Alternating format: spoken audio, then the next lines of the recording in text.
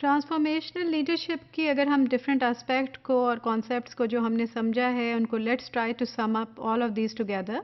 جو کہ ہم ان کی سمری اگر ایک بنا کر سمجھنے کی کوشش کریں تو اس کی جو ریسرچ کی ابتدا ہے یا اس کے سارے کانسیپٹ کی ابتدا برنز کی 1978 کی جو تھیری تھی انہوں نے he was among the pioneers جنہوں نے کہ انٹروڈیوس کیا ٹرانسفارمیشنل لیڈرشپ کو، اور انہوں نے اس آسپیکٹ کو اس کانسیپٹ کو باقی تمام تر لیڈرشپ کی جتنی بھی ٹائپس تھیں ان سے بہت زیادہ اسٹرانگر ٹائپ کے تحت انہوں نے ڈکلیئر کیا کہ سب سے انفلوئنشیل ہے۔ کمپیریزن کیا انہوں نے اس کا ٹرانزیکشنل تھیری کے ساتھ اور اس سے ڈفرینشیٹ کیا۔ اسی کے بعد آگے 1985 میں بیس نے ایک بہت زیادہ امپورٹنٹ ریسرچ کی، پھر اس میں بینیس اینڈ نینوس نے ایک ریسرچ کی جو 1985 میں ہوئی، ٹائکی اینڈ الرک کی 1986 کی ریسرچ، اور اسی طرح 1988 میں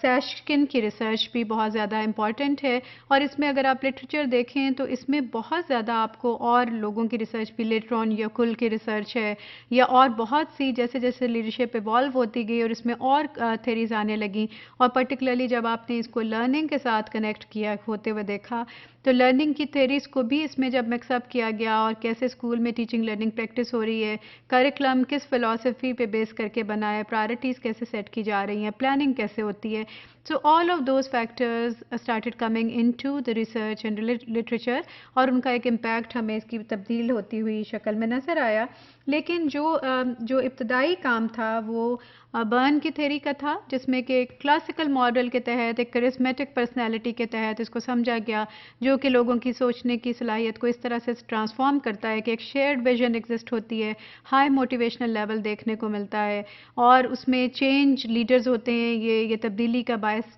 بن سکتے ہیں کسی بھی جگہ پر جہاں پر کہ وہ کام کر رہے ہیں، سو ایک new way of thinking because وہ لے کر آتے ہیں۔ اس میں جو دوسرا ایک میجر جو ریسرچ ہے جس کو کہ یوکل نے 1999 میں کوٹ کیا، اور انہوں نے بیس کا اس میں ریفرنس دیا اور انہوں نے ٹرانسفارمیشنل کو جیسے کہ برن نے کمپیئر کیا تھا دو تھیریز کو، ٹرانسفارمیشنل اور ٹرانزیکشنل لیڈرشپ کو۔ ٹرانزیکشنل میں ریوارڈز، پنشمنٹ، پینلٹیز ان کا بہت زیادہ ہائی امپیکٹ ہے اور ان کے ذریعے سے موٹیویشن کو آپ مانیٹر کر سکتے ہیں یا پھر نیویگیٹ کر سکتے ہیں، ڈرائیو کر سکتے ہیں، تو اس کو انہوں نے ٹرانسفارمیشن سے کمپیئر کیا، اور انہوں نے جو ان دونوں اگر تھیورسٹ کے کام کو اگر آپ کمپیئر خود سے کریں تو آپ کو نظر آئے گا کہ برن کا بیسیکلی کلیم یہ تھا کہ انہوں نے ٹرانسفارمیشنل اور ٹرانزیکشنل لیڈرشپس کو دو اپوزٹ پولز پر ایک ڈفرینٹ کیٹیگریز کے طور پہ رکھا، اور انہوں نے یہ نہیں کہیں پر بھی ڈسکس کیا کہ ایک کانٹینیوم میں یا ایک رینج میں اسٹیپ بائی اسٹیپ اگر ایک لیڈر ٹرانسفارمیشنل ہے تو کہیں پر اس کو ٹرانزیکشنل اپروچز بھی لینی پڑ سکتی ہیں یا نہیں، یا ایک ٹرانزیکشنل لیڈر کبھی ٹرانسفارمیشنل بھی ہو سکتا ہے یا نہیں، سو اس طرح کا اسپیکٹ ہمیں دیکھنے کو نہیں ملتا ہے۔ جبکہ جو بیس کی ریسرچ تھی اس میں انہوں نے اس چیز کو چیلنج کیا اور ان کا مین کلیم ہی یہی ہے، the basic difference is in viewing transactional and transformational leadership not as being at opposite sides on a continuum but as two different facets where a leader can be both transactional and transformational at the same time, though to different degrees. So obviously any leader according to this new research وہ یہ کہتے ہیں کہ کوئی بھی leader ایک ہی time پہ transformational بھی ہو سکتا ہے اور ٹرانزیکشنل بھی ہو سکتا ہے، اگرچہ ان دونوں کا جو ایک جو پرسنٹیج کہیں یا ان کا ایک جو ریشو ہے یا ایک ڈگری لیول ہے کہ کس حد تک کوئی ٹرانسفارمیشنل ہے اور کس حد تک کوئی ٹرانزیکشنل ہے، دیٹ کین بی ڈفرینٹ۔ سو یہ نہیں ہے کہ کوئی ایک لیڈر ہمیشہ 50% کا ریشو رکھ کے اس کمبینیشن میں چلے گا،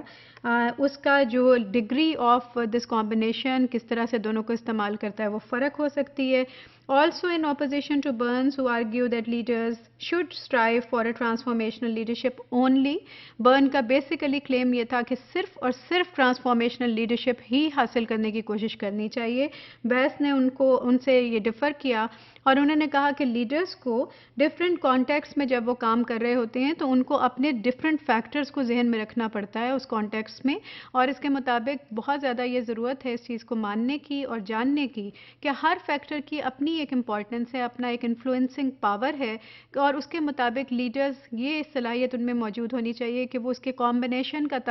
ایک خود ہی سے جائزہ لے سکیں کہ کس وقت مجھے کون سی والی لیڈرشپ کو، ٹرانزیکشنل یا ٹرانسفارمیشنل کو، کہاں پہ کون سی چیز زیادہ مؤثر ہو سکتی ہے اور کس طرح سے میں نے اس کو کمبائن کر کے چلنا ہے۔